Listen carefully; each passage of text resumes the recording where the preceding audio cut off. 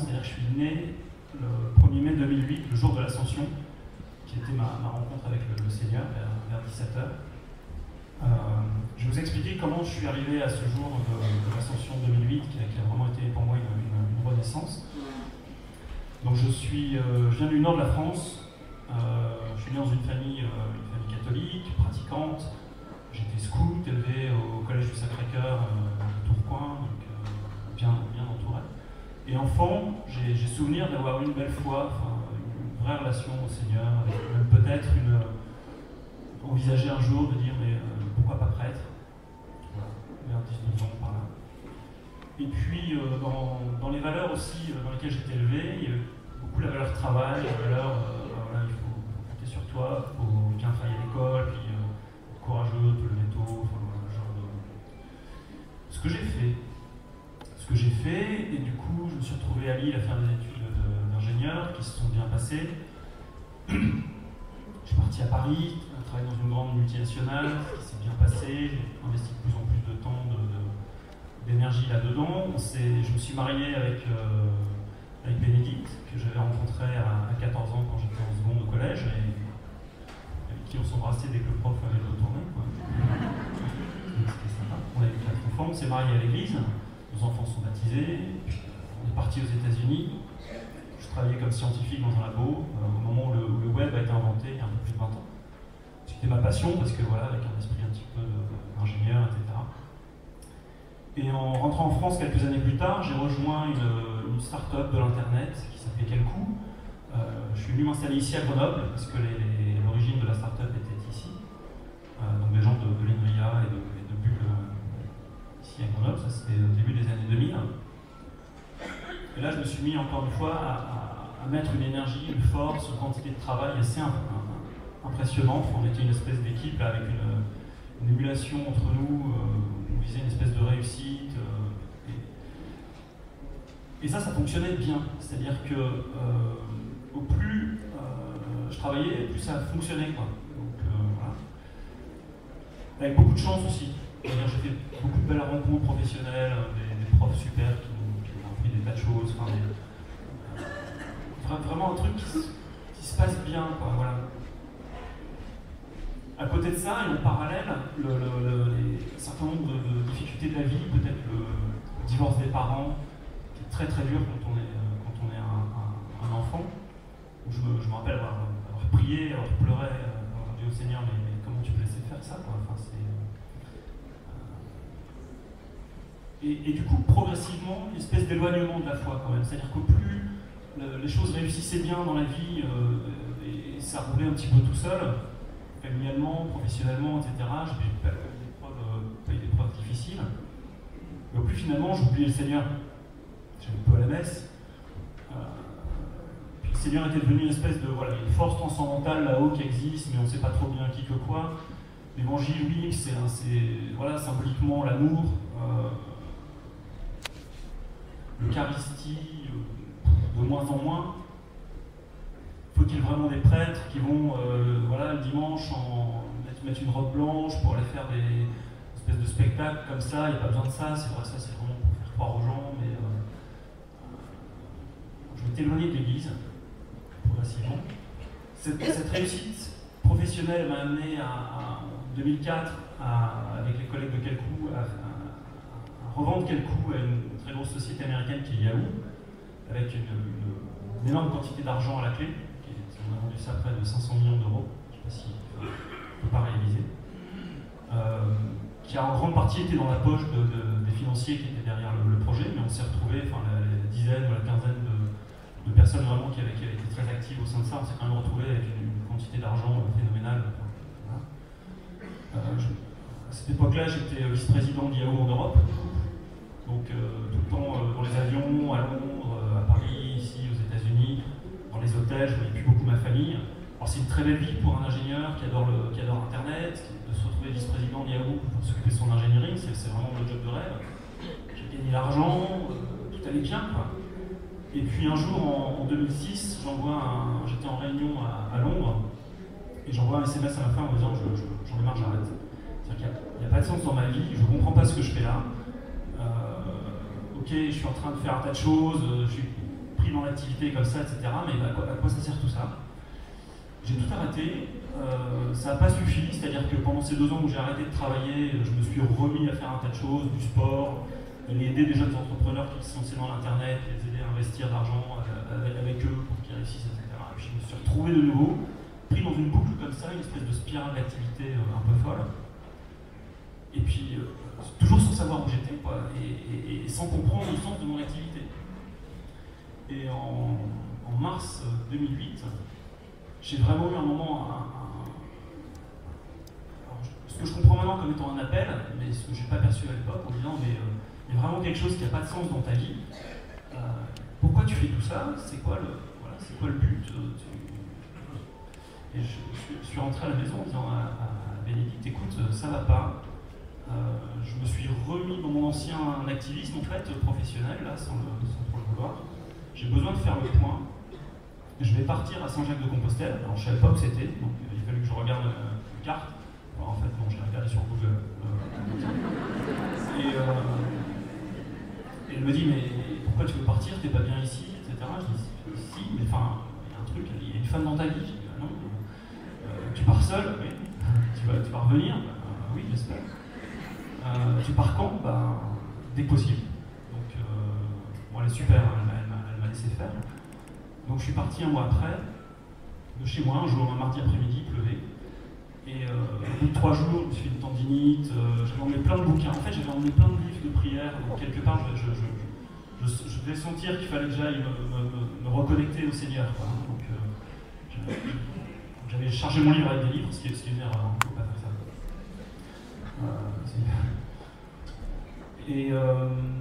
Et c'était les premiers jours de marche, donc j'ai civilisé le Puy-en-Velay pour récupérer le départ un peu traditionnel vers Saint-Jacques-de-Compostelle. Et pendant ces premiers jours-là, j'étais mis devant ma vie, les éléments un peu non réglés de ma vie, des choses pas claires, des choses dont j'étais pas fier. Vous voyez, on a tous des mensonges, des choses qui n'avaient pas été bien, quoi, ou les gens avec qui j'avais pas été correct. Et donc j'arrive au Puy-en-Velay, j'étais un petit peu perturbé quand même, parce que depuis 10 jours de marche, je voyais toutes ces choses, je voyais le côté sombre de ma vie passée. J'étais abîmé parce que je m'étais fait cette tendinite qui m'empêchait de mettre mes chaussures, donc je marchais avec les sandales que j'avais achetées pour le gîte du soir. Puis j'avais traversé pas mal d'écoles enneigées, des choses. Enfin, bon, j'arrive au Puy, je me perds, et je vais dans la cathédrale du Puy. De là, je trouve un logement qui était en fait l'endroit où je voulais loger au Puy. J'avais peur de ne pas trouver de la place, c'était le 1er mai, donc le week-end de l'Ascension. Je me dis tous les pèlerins vont être là. Je ne vais pas trouver où loger dans une ville. Et j'avais appelé un petit prieuré qui se trouve à côté de la cathédrale, qui n'a jamais répondu à mes appels, en disant voilà, c'est chez vous que j'aimerais loger. Et à ce moment-là, le téléphone du prieuré répond et dit oui, on vous attend, vous êtes Jean-Marc, il y a bien de la place chez vous, etc. Je vais donc loger dans ce prieuré qui est juste rue de la Visitation au Puy, chez les Sœurs Apostoliques de Saint-Jean. Et quand j'arrive, elles m'accueillent, on ouvre la chambre et me disent si vous voulez, on fait les vêpres, vous pouvez venir prier dans notre chapelle. C'est vers 18h par là. Et je prends ma douche et je me dis j'ai rien d'autre à faire, j'ai plus la force de marcher parce que j'avais les pieds un peu détruits. Je me dis je vais aller dans la chapelle 1 heure avant pour attendre les vêpres et prier. Et j'arrive dans cette chapelle, donc c'était une grande pièce rectangulaire comme ça, avec juste un autel au centre, une statue de Jésus, une statue de Marie, une grande statue. Et sur l'autel, il y avait une pièce d'orfèvrerie comme ça, ronde, avec un petit cœur blanc au milieu. Et je vois les 6 sœurs de la communauté qui étaient donc prosternées, en fait, en arc de cercle, devant cet autel. Je ne savais pas que c'était une hostie et je ne savais pas que c'était une adoration eucharistique. Ce n'est pas une pratique que je connaissais. Je m'assois au fond de la pièce un peu en me disant est-ce que je peux rester là, qu'est-ce qui se passe ici quoi. Enfin, si je ne fais pas de bruit, je m'assois au fond de la pièce en silence. Et là, quasi instantanément, la pièce s'agrandit, devient immense, et entre au milieu de la pièce, devant moi, ce que je comprends comme étant le roi. Une personne immense, très puissante, une énergie incroyable. Je le décris en essayant de dire que j'avais l'impression d'être devant un réacteur nucléaire, une force incroyable, une force complètement bienveillante, c'est-à-dire que je me trouve instantanément dans un état de paix, de bien-être, voilà, tout d'un coup complètement... quelque part, c'est ça que je comprends que c'est ça que je cherchais, quoi. Enfin, que c'est cet état-là qui était... voilà. Et donc le roi, qui se trouve devant moi, se connecte avec moi, enfin me parle en fait. Mais il fait plus que me parler, c'est pas des mots, il rentre en relation complète avec moi. C'est-à-dire que je peux le sentir, le toucher, vivre, comprendre ce qu'il ressent, etc. Et là, il me parle avec des mots que j'entends mieux que quand on me parle. Et il m'enseigne, il me montre en me faisant vivre ce que c'est que l'amour divin, c'est-à-dire l'amour entre le Seigneur et les hommes. Il m'enseigne en me faisant vivre, c'est-à-dire que je ressens cet amour, je ressens, et de façon incroyable, parce que dans l'amour, il y a l'amour agapé, vous savez, en grec, il y a l'amour don de soi, il y a aussi l'amour éros, qui est le désir de l'autre. L'amour filial, bien sûr. Et ces 3 composantes étaient réunies, c'est-à-dire que en me faisant vivre et en me faisant ressentir cette union qu'il peut y avoir entre finalement le Créateur et ses créatures, il y a ce désir, d'union, d'union comme un homme s'unit à sa femme. C'est d'union parfaite, en l'occurrence, parce que complètement chaste, parce que complètement magnifique. Et j'étais complètement subjugué par ça, parce que à la fois il me le faisait vivre, il me le faisait ressentir, et puis il m'a dit, c'était une deuxième phrase, il m'a dit bon, je te montre ça, mais c'est pas pour toi. Donc je comprenais en même temps que c'était pas pour moi, hein. Je venais de pouvoir passer ma vie un peu en défilé rapidement depuis 10 jours là. Je venais de réaliser que j'étais pas tout à fait quelqu'un de bien. Et il n'empêche qu'il me faisait cette grâce incroyable de me montrer finalement ce qui est le but de la vie, quoi. C'est-à-dire que le vrai sens de la vie est là. Le vrai but de la vie chrétienne, c'est cette union au Seigneur. Et c'est pas seulement pour peut-être un jour quand on sera mort si on a été sage, quoi. C'est maintenant, de façon imparfaite, mais la vie éternelle a commencé. Donc on n'est pas là pour attendre un truc qui doit arriver. Et voilà. Donc ça a duré pendant, j'ai du mal à dire, peut-être 20 minutes, peut-être 1 heure, jusqu'au vêpres, où là les sœurs se sont remises à s'occuper de cette hostie. J'ai compris à ce moment-là que c'était une hostie consacrée. Ce qui du coup, tout d'un coup, je me dis ok, si c'est une hostie consacrée et que le Seigneur apparaît devant cette hostie consacrée, c'est pas un hasard. Donc, qui dit aussi consacré dit prêtre dit l'église, enfin, tout le truc est vrai, quoi. Vous voyez, ça me recentre complètement sur l'Eucharistie, sur le. Enfin, et également, je comprends quelque chose que j'avais entendu. J'étais mal croyant en fait avant. C'est-à-dire que je croyais plus que le Seigneur était une personne, que c'était une personne qu'on pouvait rencontrer. Et qu'évidemment, on attend que ça, lui. C'est-à-dire qu'il attend que ce premier geste qu'on fait vers lui pour qu'il vienne à notre rencontre, ce qu'il a fait. Hein. Puis je me suis dit, mais en plus, c'est super facile, j'ai pas fait grand-chose. Je suis parti, je marchais 10 jours, et puis bam, quoi, c'est là. Donc c'est une personne qui se donne dans l'Eucharistie. Vous voyez, ça m'a complètement chamboulé, quoi, mais complètement. J'ai pas pu repartir, hein, depuis le lendemain, j'ai pleuré toute la journée. Je suis pas trop du genre à pleurer. Le surlendemain, je suis parti quand même, mais je suis tombé malade. J'ai eu la fièvre, je ne savais pas trop si c'était une insolation ou manger quelque chose de mauvais, etc. Et progressivement, j'ai retrouvé mes forces sur le chemin, et là, j'ai vécu des moments de grâce absolument magnifiques. C'est-à-dire qu'aujourd'hui, c'est le jour de la Pentecôte, et l'Esprit Saint vient de nous rencontrer. Et bien là, c'était une Pentecôte tous les jours. C'est-à-dire que presque tous les jours, pendant presque 3 semaines, il y avait une espèce de ce que j'ai appelé une touche de miséricorde, c'est-à-dire que je sentais une présence qui venait sur moi comme ça, qui tombait, comme de l'eau, qui me disait je t'aime, voilà, t'es lavé de tout, ça me faisait pleurer.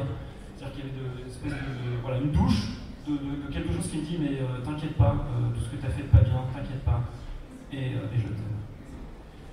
Et alors après, au fur et à mesure du chemin, j'ai rencontré de plus en plus de pèlerins, on a marché ensemble, et du coup ces douches de miséricorde sont arrêtées, je me suis retrouvé avec une très belle expérience humaine, qui s'est terminée presque 2 mois après à Saint-Jacques-de-Compostelle. Et là, vous comprenez que quand je rentre chez moi, donc 2 mois après, on est parti à peu près, un peu plus, là, le monde a complètement été renversé. C'est-à-dire que le haut est en bas, la droite est à gauche, vous voyez, la gravité s'est inversée. Tout à coup, il s'est éclairé de l'intérieur, donc ça chamboule complètement tout. Et ma relation à mes enfants, à ma femme, à mes amis, enfin, je ne comprends plus rien. Il faut réapprendre à marcher, réapprendre à parler, réapprendre les règles du monde. Je comprends que la force est dans la faiblesse, que la faiblesse c'est ma force, enfin voilà, tout. Et là, j'ai mis pas mal de temps quand même pour retrouver mes esprits, comprendre aussi en disant, mais ce que j'ai vu ce que j'ai perçu dans la chambre du roi, c'est-à-dire ce lit nuptial où il était, est-ce que c'est vrai, est-ce que c'est vraiment comme ça? Pourquoi je ne l'ai pas compris dans mes cours de catéchisme? Pourquoi on ne me l'a jamais expliqué? C'est probablement moi qui n'ai pas compris, probablement qu'on me l'avait expliqué, mais pourquoi je n'ai pas compris? C'était ça l'amour dont les chrétiens parlent, quoi. Donc voilà, là j'ai bien été aidé par un jeune prêtre qui est en fait arrivé dans ma paroisse à Saint-Martin-du-Riage pratiquement le jour où je rentrais de Compostelle. Donc on a beaucoup parlé, il m'a beaucoup aidé. J'ai décidé du coup de témoigner, de l'écrire sous forme d'un livre, parce qu'il fallait que je conceptualise et que je fasse moi-même des recherches sur tout ça. Donc c'est un livre que j'ai écrit, qui est sorti il y a un peu plus d'1 an, aux éditions d'Emmanuel. Et depuis, et puis c'est de dire aussi, je ne peux pas le garder pour moi ce trésor, c'est-à-dire que je vais le dire. Donc j'ai commencé à témoigner, ce que je suis en train de faire ici. Et depuis que je témoigne, donc depuis un peu plus d'1 an, la chose étonnante, vraiment étonnante, c'est que je suis contacté par un nombre de personnes absolument hallucinantes qui me disent mais ça m'est arrivé. C'est-à-dire que ce que vous racontez là, ça m'est arrivé. Ils m'écrivent, ils me retrouvent par Facebook, ils me téléphonent, ou je sais pas quoi. Ils m'envoient des lettres disant ben voilà mon histoire. Et je l'ai dit à personne. Je l'ai dit à personne parce qu'on va me prendre pour un dingue. Ou alors j'en ai parlé à mon prêtre, mais j'ose pas le dire, quoi. Et ça c'est vraiment une bonne nouvelle, je pense, parce qu'il est vraiment actif.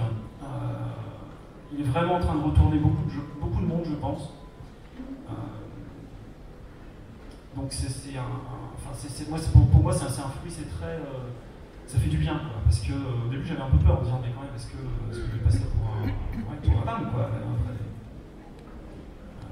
Un jour il y a un type comme ça qui m'appelle, je comprenais pas bien ce qu'il me disait au téléphone, et il avait un accent vraiment du terroir, un breton, il me dit voilà je suis paysan en Bretagne, etc. Je veux vraiment vous parler, donc je suis parti à Paray-le-Monial. Alors Paray-le-Monial, c'est l'adresse de l'éditeur du livre, hein, d'accord? Il pensait que j'habitais. Et là-bas, j'ai trouvé un de vos amis qui m'a donné votre numéro de téléphone, donc je vous appelle. Il dit voilà, moi ça m'est arrivé aussi 3 fois devant le Saint-Sacrement, j'ai vu le visage du Seigneur, etc. Il me dit le seul problème c'est que mon frère c'est un grand monsieur, il a fait Polytechnique, il a monté une grosse industrie, il est super riche, il travaille à Paris, je sais pas quoi, etc. Et mon frère ne croit pas. Et je lui dis parlez à votre frère, racontez-lui votre histoire. Il dit non, il va me prendre pour. Moi il ne croit pas, il croit. Enfin voilà, j'imagine bien l'écart entre les deux frères, hein, un paysan en Bretagne et l'autre polytechnicien. Non, je dis écrivez-lui, c'est pas très compliqué votre histoire, vous l'écrivez en 2 pages. Non. Je dis offrez-lui mon livre. Il dit non, vous allez voir mon frère, vous allez l'appeler, vous allez le voir, et vous allez lui raconter votre histoire. Et il dit vous avez une mission, votre mission c'est d'aller parler aux chefs d'entreprise, machin, etc. pour leur dire, il faut que vous leur disiez. Et donc je me suis retrouvé à téléphoner à son frère, à prendre rendez-vous, il était un peu étonné, hein, pourquoi vous venez me voir. Et c'est votre frère qui m'envoie. C'était assez surréaliste. Et il se trouve que ce jour-là, il y avait un autre grand directeur d'une multinationale américaine qui était chez lui. Et en fait, le message, c'était non pas pour le frère, mais pour l'autre. C'est-à-dire que c'est l'autre qui a été touché par l'histoire. Donc on ne comprend pas forcément toujours, mais voilà, je me rends absolument pas compte si j'ai mis un quart d'heure ou une demi-heure ou je sais pas quoi, parce que c'est super fliqué ici, le temps de parler. On dit t'as 20 minutes, on va t'arrêter avant. Et donc voilà, d'une part, c'est vrai que c'est une bonne nouvelle et c'est vrai qu'il faut qu'on la fasse partager. Moi, ça m'a incroyablement surpris, c'est-à-dire que je me suis rendu compte à quel point j'étais mal croyant, c'est-à-dire que j'avais en fait rien compris à la fois, donc ça vaut le coup de creuser, ça vaut le coup de faire confiance. C'est très encourageant parce que, comme je vous l'ai dit, ça arrive vraiment à plein de monde, si je crois, les retours que j'en ai. Là, je suis certain, vous voyez, je ne sais pas combien il y en a, parce qu'avec l'express, je ne vois pas, mais je suis certain qu'il y en a au moins 20 personnes à la fin qui vont venir me dire, mais tu sais, moi aussi. Vous voyez, c'est l'ordre de grandeur, c'est impressionnant. Donc il est très actif, il nous surprend. C'est-à-dire que vous vous rendez compte, moi, à quel point j'étais surpris dans cette salle.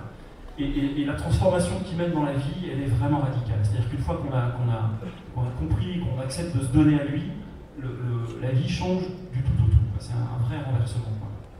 Voilà, je vous remercie pour cette agenda.